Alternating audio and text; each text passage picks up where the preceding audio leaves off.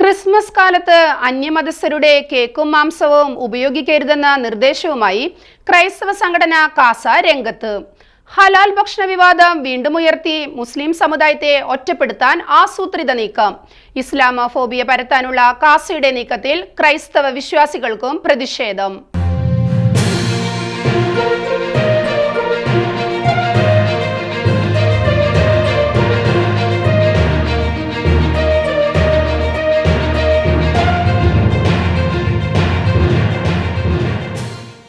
Christmas നവവത്സര ആഘോഷകാലത്തെ അന്യമത വിദ്വേഷത്തിനുള്ള അവസരമാക്കി മാറ്റാൻ ഉറച്ച് ക്രൈസ്തവ സംഘടനയായ കാസ രംഗത്ത്.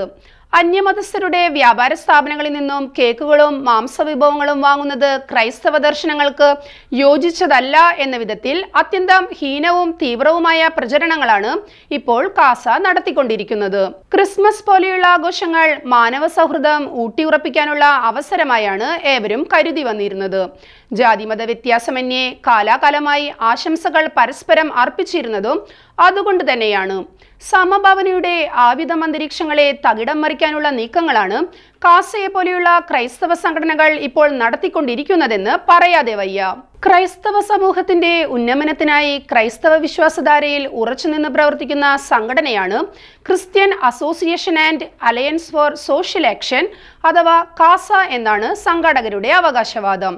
എന്നാൽ മുസ്ലിം വിശ്വാസികൾക്കെതിരെ സംഘപരിവാർ കേന്ദ്രങ്ങൾ പിന്തുടരുന്ന വിദ്വേഷ സമീപനങ്ങൾ തന്നെയാണ് കാസയും സ്വീകരിച്ചു വരുന്നതെന്നാണ് ഇവർക്കെതിരെ പലപ്പോഴും ഉയർന്നിട്ടുള്ള ആരോപണം. ഇസ്ലാമോഫോബിയ ലക്ഷ്യമിട്ടുള്ള പല പ്രചരണങ്ങളും നടത്തുന്നതിനാൽ ക്രിസ്സംഗികൾ എന്നും കാസയെ വിശേഷിപ്പിക്കാറുണ്ട്. യഹോവ സാക്ഷി വിശ്വാസികളായ 8 പേർ കൊല്ലപ്പെട്ട കളമശ്ശേരി സ്ഫോടനത്തിന് പിന്നിൽ കാസ ദർശനങ്ങളുടെ പങ്ക് വളരെയേറെ ചർച്ചാ വിഷയമായതാണ്. കൂടാതെ ലവ് ജിഹാദ്, മയക്കുമരുന്ന് ജിഹാദ്, ഹിജാബ് വസ്ത്രധാരണം, ഹലാൽ ഭക്ഷണം എന്നിങ്ങനെ ഒട്ടേറെ വിഷയങ്ങൾ ഉയർത്തി പൊതുമണ്ഡലത്തിൽ വർഗീയ ചേരിതിരിവ് സൃഷ്ടിക്കാനും മുസ്ലിം വിശ്വാസികൾ സംശയദൃഷ്ട്യാ വീക്ഷിക്കപ്പെടേണ്ടവരാണ് എന്ന അന്തരീക്ഷം സൃഷ്ടിക്കുന്ന വിധത്തിലും കാസ വലിയ തോതിൽ പ്രവർത്തിച്ചിട്ടുണ്ട്. ഈ വിധത്തിലുള്ള തീവ്ര വിദ്വേഷ പ്രചരണങ്ങളോട് വലിയ വിഭാഗം ക്രൈസ്തവ വിശ്വാസികളും എതിരായിരുന്നു. എന്നാൽ രാഷ്ട്രീയ ലക്ഷ്യത്തോടെ സാമുദായിക പ്രവർത്തനങ്ങൾ നടത്തുന്നവർ വളരെ വിദഗ്ധമായി കാസയെ തങ്ങളുടെ ലക്ഷ്യങ്ങൾക്കായി ഉപയോഗിക്കുകയും ചെയ്തിരുന്നു. അതിന്റെ തുടർച്ചയായാണ് അന്യമതസ്ഥരുടെ കടകളിൽ നിന്നും കേക്കും മറ്റും വാങ്ങരുതെന്ന വിധത്തിൽ ഇവർ ഇപ്പോൾ പ്രചരണങ്ങൾ ആരംഭിച്ചിരിക്കുന്നത്. മുമ്പ് വിവാദമാക്കാൻ ശ്രമിക്കുകയും പിന്നീട് പാളിപ്പോവുകയും ചെയ്ത ഹലാൽ ഭക്ഷണ പ്രചരണം തന്നെയാണ് കാസ ഇക്കുറിയും ആയുധമാക്കിയിരിക്കുന്നത്. അതിനായി ബൈബിൾ വചനങ്ങളെ വരെ തെറ്റായി വ്യാഖ്യാനിച്ചിട്ടുമുണ്ട്. മറ്റാരെങ്കിലും ബലിയർപ്പിച്ച ഭക്ഷണമാണെങ്കിൽ അത് ഭക്ഷിക്കരുത് എന്ന് ബൈബിളിൽ പരാമർശിച്ചിട്ടുണ്ട്. അതുദ്ധരിച്ചാണ് മുസ്ലിം കടകളിൽ നൽകുന്ന ഹലാൽ ഭക്ഷണം ക്രൈസ്തവ വിശ്വാസത്തിന് ചേർന്നതല്ല എന്ന് കാസ പ്രചരിപ്പിക്കുന്നത്.